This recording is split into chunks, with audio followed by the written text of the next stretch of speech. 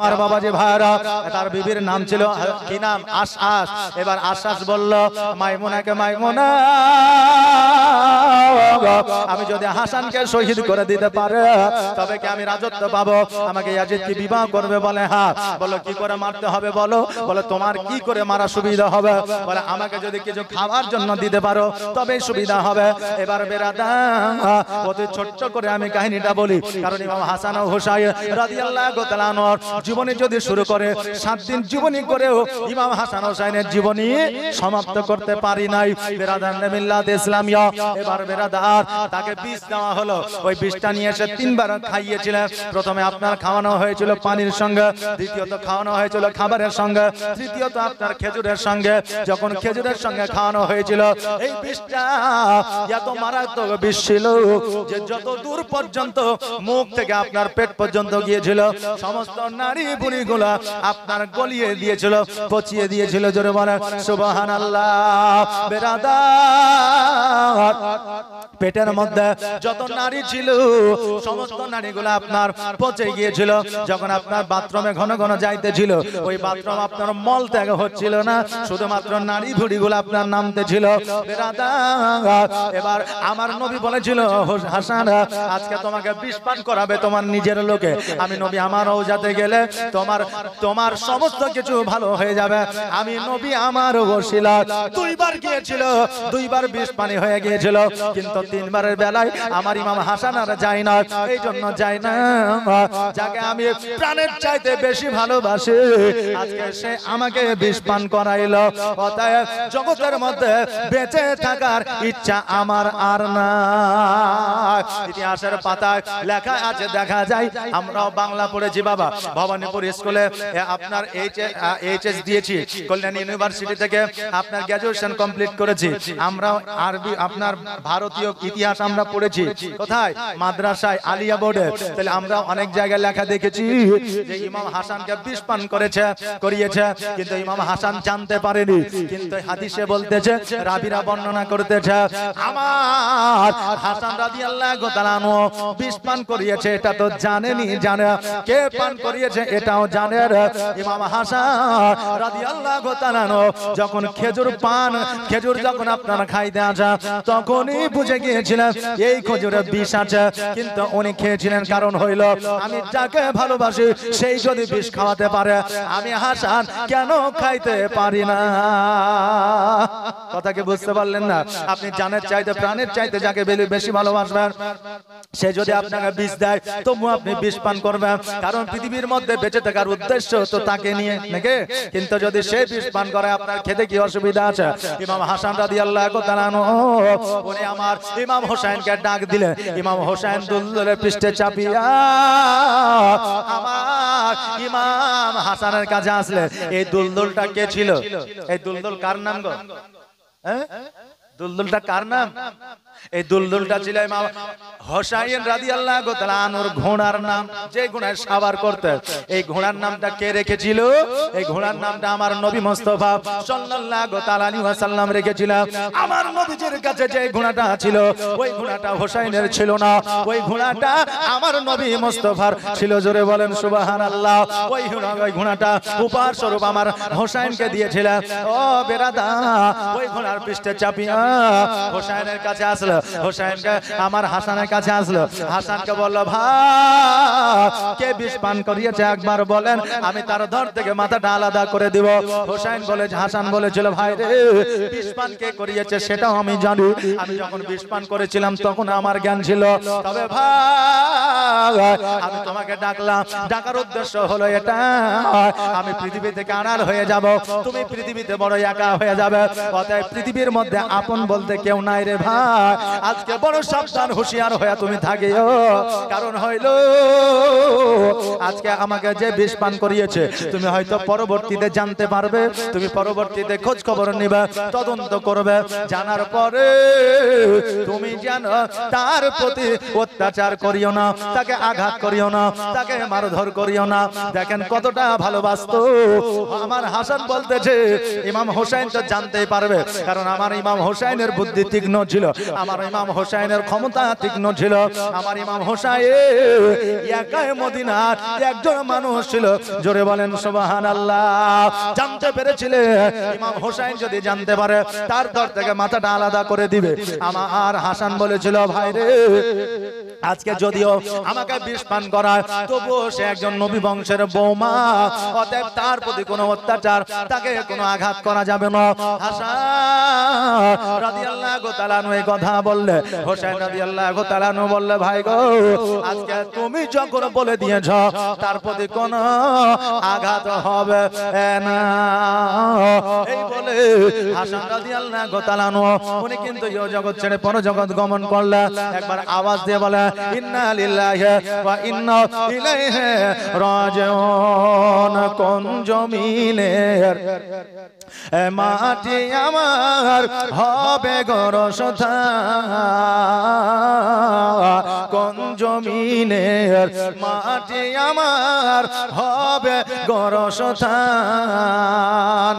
কাদের চোখের জলে আমি পাইব পরিত্রাণ, কোন জমিনের মাটি আমার হবে গরসথান। কার কোথায় কবর হবে কেউ বলতে পারবে না। বেরাদানে মিল্লাতে ইসলামিয়া। এবার ওই মাইমুনার আশ্বাস গেল ইয়াজিদের দরবারে। ইয়াজিদকে মাইমুনা বলতে যে কই আমার উপহার দাও। এবার ইয়াজিদ বলছে, মাইমুনা, আজকে তুমি যাকে কোলে পিঠে করে মানুষ করেছো, শৈশব কালে ছোট্ট অবস্থায় যাকে কোলে নিয়ে আদর করেছো, সোনামণি মুক্তা বলেছো, সোনার চাঁদ, আপনার চাঁদের টুকরা বলেছো, আজকে তাকে বিষ পান করে তুমি কতল করেছো, শহীদ করেছো। আজকে তাকে যদি তুমি শহীদ করতে পারো, আমি ইয়াজিদ আমাকেও তুমি শহীদ করতে পারো। এই জন্য মাইমুনা, তোমাকে উপহার টাকা মোহর দেওয়া হবে না, তোমার উপহার হলো মৃত্যুদণ্ড। সৈন্যদের বলো, সৈন্যরা যাও যাও যাও, এই মাইমুনার ধর থেকে মাথাটাকে আলাদা করে দাও। সঙ্গে সঙ্গে তলোয়ারটা মেরে দেওয়া হলো। মাইমুনার ধর থেকে মাথাটা আলাদা হয়ে গেল। আশ্বাস বলল, আমার কি হবে? বলে, তোমারও তাই হবে। ওর ধর থেকে মাথাটা আলাদা করে দেওয়া হলো। ইংরেজিতে একটা প্রবাদ বাক্য আছে, টিট ফর ট্যাট, যেমন কর্ম তেমন ফল। আজকে ইয়াজিদ বলতেছে, আশ্বাস রে, আজকে যে ইমাম হাসান তোমাকে এত ভালোবাসে, ইমাম হাসান আজকে মারা যাওয়ার পরেও, পরজগৎ গমন করার পরেও আজকে তোমার প্রতি আঘাত করতে বারণ করেছে, তারপরেও তুমি ইমাম হাসানকে ছাড়ো নাই, বিষ পান করিয়েছ।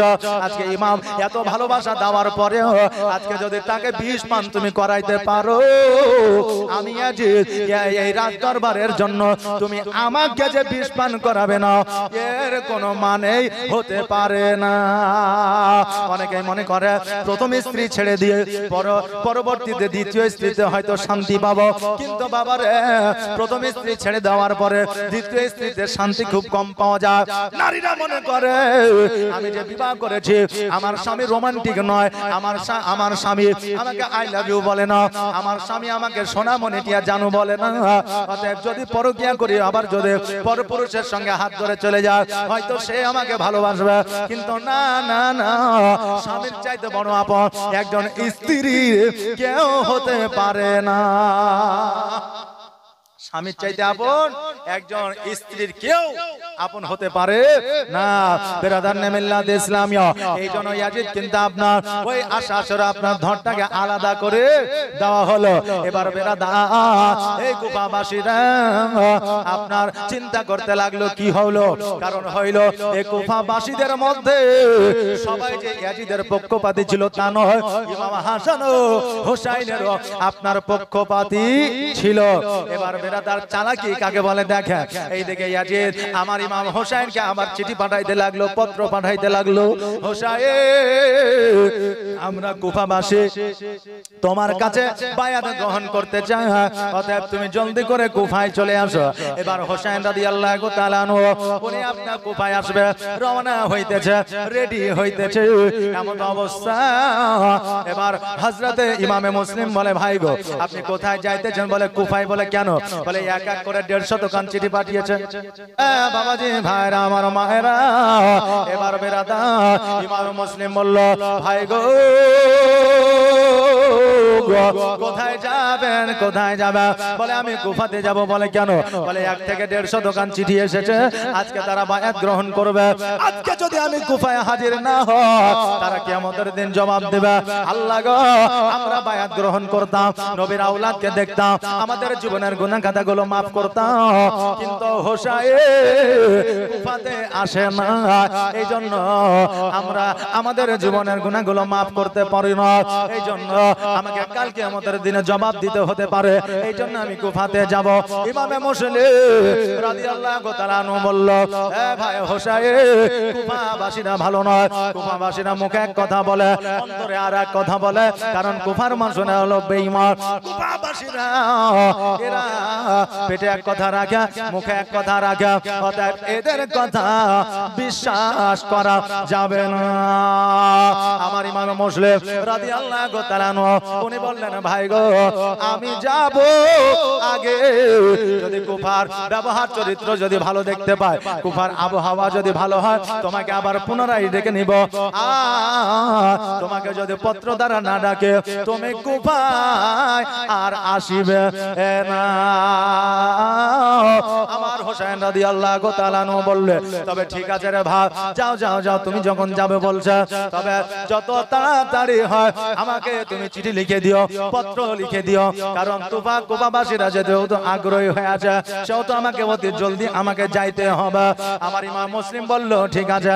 সকালবেলা ইমাম মুসলিম রাদিয়াল্লাহু তাআলা আনহু যখন বাবা আপনার বের হবে, ও আপনার ঘোড়ার লাগাম কানা ধরে যখন টান দিয়েছে, ও ঘোড়া যেন আর আগে আগায় না।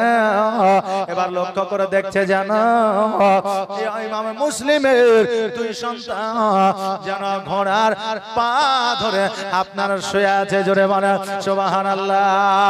ইমাম মুসলিম রাদিয়াল্লাহু তাআলা আনহু জলদি করে ঘোড়া থেকে নামলে, 2 সন্তানকে বুকের মধ্যে জড়ায়া ধরলেন, আর ধরার পরে বললেন, বেটা রে, আজকে ঘোড়ার পা ধরে বসে আছো কারণ কি?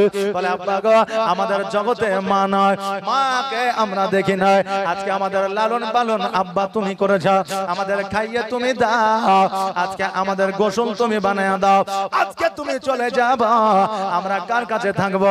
কে আমাদের গোসল বানায়া দিবে? কে আমাদের খাওয়ায়া দেবে? আমার ইমাম মুসলিম বলল, বেটা রে, আজকে ইমাম হোসেন তোমার চাচা আছে, তোমার চাচার কাছে চলে যাও, দেখভাল তোমার চাচা করবে। বলে আব্বা গো, আজকে চাচার কাছে আমরা থাকবো না, আপনার সঙ্গে যেতে চাই, আপনি আমাদের সঙ্গে নিয়ে চলে। ইমাম মুসলিম বললেন, কুফাবাসীরা ভালো নয়, অতএব কুফাবাসীরা যে কোনো মুহূর্তে আঘাত করতে পারে। ওই 2 সন্তান বলল, আব্বা গো, আজকে যদি আপনাকে শহীদ করে দেয়, প্রয়োজনে আমরা শহীদ হয়ে যাব, কিন্তু আপনার সঙ্গে যাব।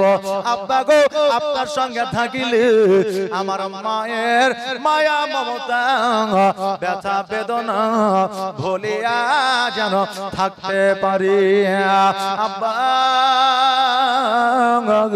আপনি যখন না থাকেন, মায়ের কথা খুবই মনে পড়ে। দেখবেন মায়ের মা যদি না থাকে, মায়ের আদর যত্ন ওপর কাউকে করতে, তো ওই সন্তানের দেখবেন ওই মাকে মনে পড়ে যায়। তাই বলছে, আব্বা আপনি যখন না থাকেন, আদর যত্ন স্নেহ মায়া মমতা পাই না, এই জন্য মায়ের কথাও মনে পড়ে যায়। আর মায়ের কথা যখন মনে পড়ে যায়, আমরা 2 ভাই যেন থাকতে পারি না। মা দেখা কি আর হবে না, ফিরে কি আর আসবে না, তোমার স্মৃতি আজ বারে বারে কেন যে পড়ছে মনে, তোমার মায়াবী মুখটা মাগো ভাসে শুধু দুনয়নে, ভাসে শুধু দুনয়নে। মা ও মা, ফিরে কি আর আসবে না, দেখা কি আর হবে না, আদর আদর সোহাগার ভালোবাসায় ভরিয়ে দিতে মাগো তুমি আমায়। আজ তুমি কোথায় হারিয়ে গেলে, আজ তুমি কোথায় হারিয়ে গেলে, একবার কি আমার পড়ে না মনে, তোমার স্মৃতি আজ বারে বারে কেন যে পড়ছে মনে, তোমার মায়াবী মুখটা মাগো ভাসে শুধু দুনয়নে, ভাসে শুধু দুনয়নে। আল্লাহুম্মা সাল্লি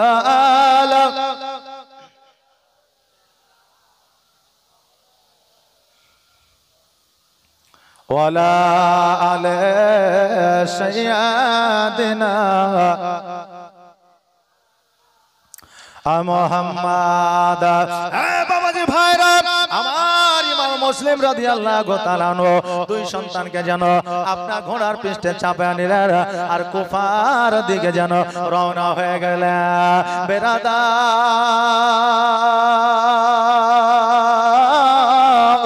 কুফায় যাওয়ার পরে ইমাম মুসলিমের সঙ্গে কি হাল হয়েছিল এটা আমাদের অনেকেরই জানা, কারণ আমরা জীবনে অনেক শুনেছি রে বাবা, কিন্তু যেগুলা আমরা বেশি শুনি নাই সেই দিকে আমি একবার যেতে চাই।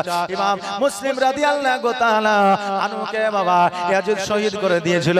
শুধু ইমাম মুসলিম কেন, ওই বাচ্চা সন্তান দুইটাকে আপনার শহীদ করে দেওয়া হয়েছিল। বেরাদার ইমাম হোসাইন রাদিয়াল্লাহু তাআলা আনহুর কাছে খবর আসিল। আপনার অনেক নবীরা আপনার বর্ণনা করে যা, অনেকে আমরা বলে থাকি ইমাম হোসাইনের খবরটা জানতো না, যখন কারবালায় এসেছিল তখন জেনেছিল, কিন্তু না না না, ওই দুই বাচ্চা ছেলেকে যখন সীমার মাথাটাকে আলাদা করে নদীতে ফেলে দেওয়া হয়েছিল, ভাসতে ভাসতে মদিনায় এসেছিল, আমার হোসাইন জেনে গিয়েছিল ইমাম মুসলিমও আর জগতের মধ্যে নয়, তার দুই সন্তান আর জগতের মধ্যে না। যখন জেনে গেল ইমাম হোসেন বলল, আমার সদস্যরা, আমার বিবিরা, আমার সন্তানাদিরা, চলো চলো আমাদের কুফায় যেতে হবে। এই জন্য কুফায় যেতে হবে। আমি ইমাম হোসেন যতক্ষণ পর্যন্ত আমি যুদ্ধ ঘোষণা না করব, যতক্ষণ পর্যন্ত ইয়াজিদের সঙ্গে আমি যুদ্ধ না করব, ততক্ষণ পর্যন্ত নবীর প্রেমিকের প্রতি অত্যাচার বন্ধ হবে না। এই জন্য হোসাইন আমি ইয়াজিদের সঙ্গে যুদ্ধ ঘোষণা করতে আছি। যুদ্ধ ঘোষণা কে করেছিল, ইয়াজিদ না হোসাইন? হোসাইন যুদ্ধ ঘোষণা করেছিল, কারণ এখনো পর্যন্ত ইতিহাসের পাতায় জলজল করে লেখা দেখা যায় যে মুসলিমরা কোনদিন আপনার পিছনে আসে নাই, আর মুসলিমরা কোনদিন যুদ্ধে হার মানে নাই, যুদ্ধে জয়লাভ করেছে। আর আজকে আপনার যুদ্ধে জয়লাভ করেছে বলে আজকে এই পৃথিবীর মধ্যে মুসলমানরা 1 নম্বরে আছে। কথা বুঝলেন না? কিন্তু 1 নম্বরে আছে, কিন্তু আজকে আমরা মুসলমান, আমাদের মধ্যে ভেদাভেদ, আমাদের মধ্যে মারামারি, আমাদের মধ্যে হানাহানি, আজকে আমাদের মধ্যে ফেরকা ফেরকি, আজকে আমাদের মধ্যে এক ভাই অপর ভাইকে দেখতে পারে না, নাকি বলেন? যে এই জন্য আমাদের মধ্যে মহব্বত নাই, মিল নাই, একত্রিত নাই। এই জন্য বাতিল ফেরকার মানুষ, এই জন্য বেধর্মী মানুষরা আমাদেরকে চেপে ধরতে পারে। কথা বুঝলেন না? আপনি বলবেন যে 52টা দেশ মুসলমান, আজকে একটা দেশ ইসরায়েল আক্রমণ করছে ফিলিস্তিনের উপরে, কোন দেশই কিছু বলছে না। যদি একটা দেশ মুখ খুলতো তাহলে আজকে ফিলিস্তিনের লোকগুলো বেঁচে যেত। বলছি কি বলছে না? কিন্তু খবর রেখেছেন যেই লোকটা এই কথা বলছে তারই নিজের ভাইয়ের সঙ্গে মিল নাই। এই কথা বুঝতে পারছেন আমার? যে শুধু জীবনে শুনলে হবে না, কিছু প্র্যাকটিক্যাল কথাবার্তা আমাদের শোনা দরকার আছে। যেই লোকটা বলছে ফিলিস্তিনের প্রতি অত্যাচার হচ্ছে, 52টা মুসলমান দেশ আছে, একটা দেশও মাথা উঁচু করছে না, কিছু বলছে না। যদি একটা দেশ বলে দেয় তাহলে ফিলিস্তিনের উপর অত্যাচার বন্ধ হয়ে যাবে। কিন্তু যে কথাটা বলছে তার নিজের মায়ের পেটের ভাইয়ের সঙ্গে মিল নাই। আচ্ছা বলে, তোমার নিজের মায়ের পেটের ভাইয়ের সঙ্গে যদি মিল না থাকে, একজন অপর দেশের মুসলমান আর একজন দেশের মুসলমানের সঙ্গে মহব্বত কি থাকবে? কথাটা আমার বুঝতে পারলেন? ভাইয়ের সঙ্গে যদি মিল না থাকে, মহব্বত যদি না থাকে, ভাইকে অপরজন মারছে তো ওই ভাই বলছে মারছে ওকে ঠিকই আছে, ওর যে ভুল আছে চলার রে, কথা বললেন না বেরাদার? তাহলে আমি ভাইকে মহব্বত যদি করতে না পারি মুসলমান হয়ে, তাহলে আমাকে যদি কেউ মারে, তাহলে আমার প্রতিবেশী কি মহব্বত থাকবে? যে আমার গ্রামের লোকের কি মহব্বত থাকবে? আমার ব্লকের লোকের কি মহব্বত থাকবে? আমার থানার লোকের কি মহব্বত থাকবে? আগে নিজেকে নিজে ভালোবাসতে শিখুন, দেখেন দেশের লোক আপনাকে ভালোবাসবে। জোরে বলেন সুবহানাল্লাহ। বেরাদার, আপনি ভাইকে ভালোবাসলে প্রতিবেশীর প্রতি ভালোবাসা অটোমেটিক চলে আসবে। প্রতিবেশীকে ভালোবাসলে পুরো ভারতবর্ষের মানুষের প্রতি ভালোবাসা অটোমেটিক চলে আসবে। পুরো ভারতবর্ষের মানুষকে যদি আপনি ভালোবাসতে পারেন, বিদেশের ভিন দেশের মানুষকেও আপনি ভালোবাসতে শিখবেন। এটা হচ্ছে শরীয়তি শিক্ষা। জোরে সুবহানাল্লাহ। বেরাদার, তো কথা হলো আমি যেটা বলতেছিলাম যে হোসেন রাদিয়াল্লাহু তাআলা আনহু বললেন যে আমি যতক্ষণ পর্যন্ত ইয়াজিদের সঙ্গে যুদ্ধ ঘোষণা না করব, ততক্ষণ পর্যন্ত আমি এই মুসলমানের প্রতি অত্যাচার বন্ধ হবে না। কিন্তু বাবা একটা জিনিস খেয়াল করেন, যে তারাও মুসলমান ছিল কিন্তু তারা নামে মুসলমান, আর আমার ইমাম হুসাইনও মুসলমান ছিল। তারা ছিল ইয়াজিদি মুসলমান আর এরা হলো হোসাইনে মুসলমান। বেরাদার, এখন কিছু আমাদের মধ্যে আলিম আছে, তারা বলতেছে, মোবাইল যারা ঘাটে দেখেন না, মোবাইলে বলতেছে যে তারা বলছে যে ইয়াজিদও মুসলমান ছিল। নাউজুবিল্লাহি মিন জালিক। বলছে কে? বলছে না যে ইয়াজিদ মুসলমান ছিল। না, ইয়াজিদ মুসলমান ছিল না।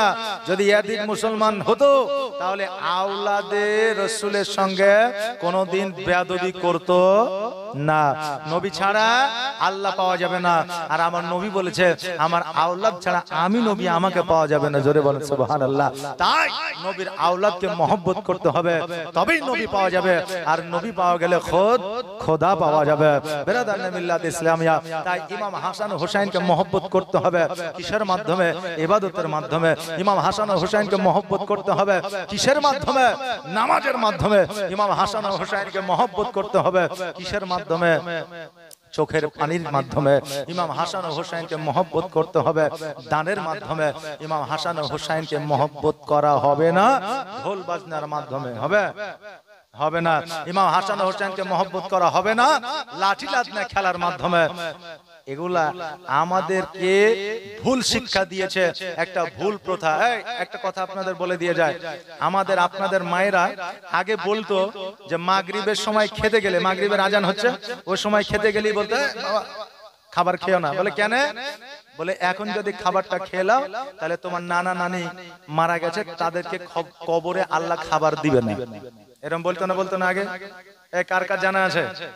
এরকম বলতো, আমি শুনেছি, আপনারাও শুনেছেন যে নানা নানি দাদু দাদি আত্মীয় স্বজনকে কবরে খেতে দিবে না, এই জন্য মাগরিবের আজানের সময় খাওয়া যাবে না।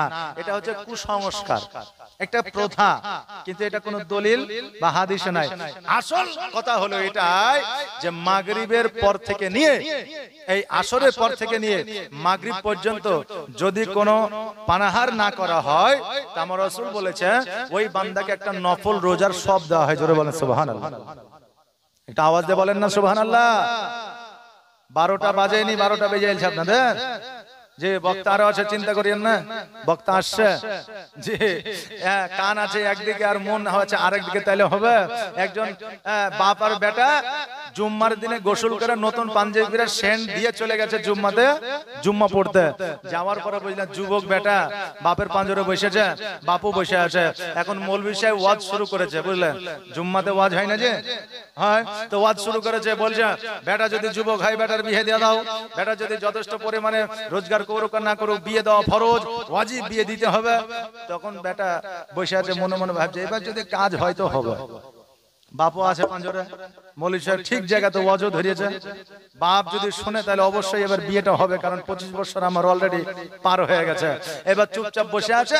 এবার ওয়াজ যখন পুরো কমপ্লিট, তখন ও চিন্তা করছে যে আব্বার দিকে তাকিয়ে দেখি তো, মানে বিয়ের ওয়াজ হচ্ছে, বাপের দিকে ছেলে তাকাতে পারবে? লজ্জায় মুখটা নিচু করে আছে। তখন এবার বেটা বলছে যে একবার আব্বার দিকে তাকিয়ে দেখি আব্বার রিয়াকশনটা কি, কিরকম কি ব্যাপার। যদি হাসে, যদি মনটা ভালো থাকে তাহলে আমার বিয়ে হয়ে যাবে গ্যারান্টি। আর যদি একটু মনটা ভারী থাকে তাহলে আর হইলো না। তা আব্বার মুখের দিকে একবার তাকিয়ে দেখি। তো বেটা যখন আব্বার মুখের দিকে তাকাইছে, তো আব্বা ঘুমাইছে।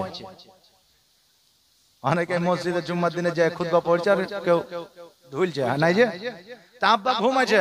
আচ্ছা বলেন, যদি ঘুমাই তো ওয়াজ আর কানে ঢুকবে? ঢুকবে না। তো বেটা বলছে বেকার মৌলবীর ওয়াজ করাই হইলো, আর আমার মনে একটু আনন্দ লয় হইলো, কাজ কিছু হইলো না। তো 1 ঘন্টা 2 ঘন্টা বসে আছে, যদি মন অন্যদিকে চোখ দিয়ে মৌলবীর দিকে থাকে তাহলে কাজ হবে না। এই জন্য একটু মনোযোগ দিয়ে শুনবেন। আমার পরে আমার আরেকজন বাংলা বিখ্যাত সুরকার, একবারে নজওয়ান বক্তা, আমি তো বুড়িয়া হয়ে গেছি বুঝলেন, আমার চাইতো জুয়ান আসবে একজন, আপনাদের এলাকারই ছেলে, উনি আসবেন আপনাদের কাছে ওয়াজ করবেন। তার আগে আমি আছি, আমি যতক্ষণ আছি আপনাদেরকে শুনিয়ে দিয়ে যাব। একটু লক্ষ্যপাত করে একটু কান করে শুনবেন। একবার আওয়াজ দিয়ে বলেন ইয়া রাসূলুল্লাহ। আরেকটা আওয়াজ দিয়ে বলেন ইয়া রাসূলুল্লাহ। সুবহানাল্লাহ সুবহানাল্লাহ। বিরাদার, আমি বলতেছিলাম, কি বলছিলাম মনে আছে? মনে নাই বিরাদার। তা ইমাম হোসেন রাদিয়াল্লাহু তাআলা আনহুকে মহব্বত করতে হবে, তবে নবীকে পাওয়া যাবে। আর নবীকে মহব্বত করলে তবে খোদাকে পাওয়া যাবে। নবী ছাড়া আল্লাহ নয়, আর আওলাদে রাসূল ছাড়া নবী নয় বিরাদার। তো এই দেখেন, এবার ইমাম হোসেন রাদিয়াল্লাহু তাআলা আনহু উনি কিন্তু এবার সমস্ত আওলাদ নিয়ে আর 70 জন কাফেলা, কয়জন বললাম? 70 জন কাফেলা নিয়ে রেডি হয়ে গেলেন, তৈয়ার হয়ে গেলেন, আপনার কুফার দিকে রওনা হয়ে গেলেন। ইমাম হোসেন জানতো যে আমি ওখানে গেলে আমাকে যুদ্ধ করতে হবে। আর অনেকে বলে, ওয়াজের মাধ্যমে বলেন আর ইতিহাসের পাতায় বলেন, যে বলে যে ইমাম হোসেন জানতো না, কারবালায় গেল তারপরে জানতে পারলো। বলে কি বলে না, কারবালায় গেল তারপরে জানতে পারলো, কিন্তু না, কারবালা তখন জানতে পারলো ইমাম হোসেন যখন কারবালার মরুভূমি বালিতে যখন রক্তের ফোয়ারা বের হলো, তখন বুঝতে পারলো এটাই কারবালা, আমাকে এখানেই তাম্বু গাড়তে হবে। জোরে বলেন সুবহানাল্লাহ। এ আমার বাবাজি ভাইরা, এই দেখেন আমার হোসেন রাদিয়াল্লাহু তাআলা আনহু কয়জন? 6 জন, আপনার 70 জনের কাফেলা লইয়া এবার চলতে লাগলো কুফার দিকে। এবার যখন আপনার মাগরিবের আজান হবে, সন্ধ্যা হয়ে গেল, এবার বললাম আর পথে চলা যাবে না। এই জন্য চলা যাবে না, রাস্তা পথে এতগুলো মানুষ আছে, আমাদের বিপদ আপদ হয়ে যেতে পারে। এই জন্য এই জায়গায় তাম্বু করে আরাম করব, সকাল বেলা আবার কুফার দিকে রওনা হয়ে যাব। এবার তাম্বু গাড়ার জন্য এবার যখন একটা খুঁটা গাড়ে দিল বেরাদার, একটা যখন কিল আপনার পুঁতে দেওয়া হলো, আর অমনি যেন রক্তের ফোয়ারা বার হয়ে গেল। ইমাম হোসেন বলছে বেটা রে, এই জায়গা থেকে আর অন্য কোথাও যাওয়া লাগবে না, আমার নবী যে ভবিষ্যৎবাণী করে গিয়েছিল আজকে ওই জায়গায় আমি পৌঁছে গিয়েছি। আজকে এই যে জায়গাতে আমরা তাম্বু গাড়ছি, এই জায়গার অন্য জায়গা নয়, এই জায়গাটাই হলো কারবালার ময়দান। এই জায়গাটা কারবালার ময়দান, অতএব এই জায়গাতে ইসলাম ধর্মে ঈমান হবে। অতএব আমি হোসেন এই জায়গা থেকে আর কোথাও যাব না। বেরাদার, কাম্য থেকে ইয়াজিদের লোকেরা আসিয়া ইমাম হোসেনকে বলল, এ হোসেন তুমি জলদি করে মদিনায় ফিরে যাও, কারণ আমরা তোমার ভালো চাই। এই জন্য তোমাকে আমরা বলতেছি তুমি পালায়া যাও, কারণ হইল যে এই জায়গায় তুমি যদি থাকো ইয়াজিদ তোমাকে শহীদ করে দেবে। হোসেন বলল, শোনো রে, আমি হলাম নবীর আওলাদ, আমার নাম হলো হোসেন, আমি জানের ময়ায় প্রাণের ময়ায় পালাতে শিখিনি। আমার নবী শিখিয়েছে ইসলামের জন্য নিজের গর্দান আগিয়ে দিতে। জোরে বলেন সুবহানাল্লাহ। হোসেন রাদিয়াল্লাহু তাআলা ওই জায়গায় এশার নামাজ পড়লে, আর জামাতের শহীদ যারা ইয়াজিদের দলের লোক ছিল তারা আমার ইমাম হোসেনের পেছনে নামাজ পড়িল। বলেন বলে ইমাম হোসেনের পেছনে নামাজ পড়িয়া এবার ইমাম হোসেনকে তারা শহীদ করার জন্য ব্যতিব্যস্ত হয়ে আছে। বলেন তাদের নামাজ কি ইমাম হোসেনের পিছনে হবে? হবে? ইমাম সাহেবের পিছনে নামাজ পড়লেন, একটা দায়িত্ব বেহাজাল ইমাম নামাজ পড়ে নিলেন, পড়ে নেওয়ার পরে বাইরে আসলেন, আসার পরে ইমামের বিরুদ্ধে গীবত শুরু করলেন। আরে বাপরে, ইমাম সাহেব তাড়াতাড়ি করে আইসা হাত মুখ ধুলে না তাড়াতাড়ি করে নামাজে দাঁড়িয়ে গেল রে। আচ্ছা, যদি হাত মুখ ধুলে না নামাজের আগে বলেন না, গায়ে মৌলভী সাহেব হাত মুখ কান ধুয়ে আসেন, যে নামাজে দাঁড়ান, আমরা দরকার হলে 2 মিনিট বসছে, কিন্তু তা আগে বলবে না, ওই পেছনেই বলবে। কথা বুঝলেন না? আচ্ছা বলেন, ওই ইমামের পিছনে নামাজ হবে? হবে না। ইমামের যারা গীবত করে কিয়ামত পর্যন্ত তার পিছনে নামাজ পড়লে নামাজ হবে না। ইমাম যদি পছন্দ না হয় ইমামকে আপনি বাতিল করে দেন, কিন্তু ইমামের পিছনে আপনি গীবত করিয়েন না, ইমামের পিছনে আপনি কোন রকম মুনাফিকিন করিয়েন না। কারণ হইল ওই ইমামের পিছনে নামাজ পড়লে আপনার নামাজ হবে না। যদি ইমাম পছন্দ না হয় ইমামকে বাতিল করে দেন, কিন্তু ইমামের পিছনে কোন রকমের কোন কথাবার্তা বলবেন না। যদি বলতে হয় বুক ফুলায় ইমামের সামনে বলেন। কথা বুঝতে পারলেন না? ইমামের সামনে বলেন, পিছনে নয়। ইমাম হোসেনের পেছনে নামাজ পড়িল, ইমাম হোসেনকে তারা শহীদ করার জন্য ব্যতিব্যস্ত হয়ে থাকলো। ওই নামাজ তাদের কাজে আসবে না, ওই নামাজ তাদের কাজে লাগবে না, এটা তারা জানতো। জানার পরেও তারা কিন্তু প্রাধান্য দেয় না। আমার ইমাম হোসেন রাদিয়াল্লাহু তাআলা আনহু উনি কিন্তু গেলেন না। এবার ইয়াজিদ কিন্তু আপনার পানি বন্ধ করে দিল। কি বন্ধ করলো? পানি বন্ধ করলো। যে একমাত্র জব্দ যদি করতে পারা যায়, তবে পানি বন্ধ করলে জব্দ হয়ে যাবে। নারে তাকবীর, নারে রিসালাত, মাসলাক আলা হযরত জনাব মাওলানা মোহাম্মদ জিয়াউল হক সাহেব। একটা আওয়াজে বলেন জিন্দাবাদ। দেশের ছেলে তাই আওয়াজ উঠছে না নাকি? জিন্দাবাদ। নারে তাকবীর, নারে রিসালাত, সুবহানাল্লাহ। কথায় আছে দেশের বেটি ফোটা বলি, নাকি আছে না? আচ্ছা, কিন্তু বেরাদার, আজকে আপনাদের এই দেশের সন্তান আজকে বহু জায়গায় জালসা জুলুসে যায়। আপনারা না জানলেও আমরা জানি, কারণ আমাদের কাজই এই। কথা বলেন না? বেরাদার মিল্লাত ইসলামিয়া বক্তা চলে এসেছে, আমি আর আগে যাব না। আমরা শুনেছি, ইতিহাসের পাতায় আমরা দেখেছি পানির জন্য যুদ্ধ হয়ে যায়, কিন্তু না না না, পানির জন্য নয়, একমাত্র শরীয়তের জন্য, এই ইসলামকে দণ্ডায়মান করার জন্য কারবালার ময়দানে যুদ্ধ হয়েছিল। জোরে বলেন সুবহানাল্লাহ। আর ইমাম হোসেন নবীর প্রেমে জীবন দিয়েছিল, কারো প্রেমে নবীর প্রেমে আপনার জান দিয়েছিল। আজকে ওই ইমাম হোসেন কারবালার ময়দানে যদি শহীদ না হতো, নিজের মতো করে সবাই চলতো, কারণ দেশের শাসন ব্যবস্থা থাকতো না। কারণ ইয়াজিদের সঙ্গে মূলত যুদ্ধ তো তাইলে নাকি, শাসন ব্যবস্থা থাকতো না, সমাজ ব্যবস্থা থাকতো না, এই বিবাহের আবদ্ধ মানুষ থাকতো না। যে যার সঙ্গে আপনার কুকুর ছাগলের মতো, ভেড়ার মতো আপনার মানুষের সম্পর্ক করতো। এই সম্পর্ক বাবা উঠে যেত। আজকে মানুষের মধ্যে মারামারি হানাহানি হতো, এমনিতে হয়েছে, আরো হইতো। এই আপনার বিরোধিতা করতে গিয়া আমার নবীর প্রেমে আমার ইমাম হোসেন রাদিয়াল্লাহু তাআলা আনহু কারবালার ময়দানে আপনার শহীদ হয়েছিলেন। নবীর প্রেমে, নবীর ভালোবাসা, কারণ নবীকে যারা ভালোবাসলো গো, তাদের জীবন ধন্য হয়ে গেল। তোমার মতো এত ভালো, তোমার মতো এত ভালো কেউ তো আমায় বাসে না, তাই তো নবী আমি তোমার দিওয়ানা। জোরে বলেন ইয়া রাসূলুল্লাহ। তোমার মতো এত ভালো, তোমার মতো এত ভালো কেউ তো আমায় বাসে না, তাই তো নবী আমি তোমার দিওয়ানা, তাই তো রাসূল আমি তোমার দিওয়ানা। ও কি শুনেছে কিতাবের লেখা, নবী ছাড়া আমার জীবন ফাঁকা গো, নবীজিকে ভালো না বাসিলে নবীজিকে ভালো না বাসিলে আল্লাহ পাওয়া যাবে না। তাই তো নবী আমি তোমার দিবানা, তোমার মতো এত ভালো, তোমার মতো এত ভালো কেউ তো আমায় বাসে না। তাই তো নবী আমি তোমার দিবানা। এখন বর্তমানে ভালো ভালো সুন্দর সুন্দর নাত বলে নবীর শানে মানুষ শুনবে না, আর শুনলেও ঢুলবে, হ্যাঁ হচ্ছে চলছে বলছে, কিন্তু যুবকেরা তখনই নারা লাগাবে, তখনই হুই করে আওয়াজ করবে যখন বলবে একটা চা বানাও আমার জন্য। আচ্ছা বলেন এগুলা গজাল? যে এটা গজাল লয় না তোলা, এটা একটা ছন্দ, বললে গুনাহও নাই নেকিও নাই। কথা বুঝতে পারলেন না বেরাদার? আবার কেউ কেউ আবার কথায় কথা বলছে আমি পারি না আর পারি না, আমি কেন মরি না, আজরাইলকে চিনে না আমারে গো, বলছে কি বলছে না? আচ্ছা বলেন আজরাইল কি আপনাকে চিনবেন? এটা হয়?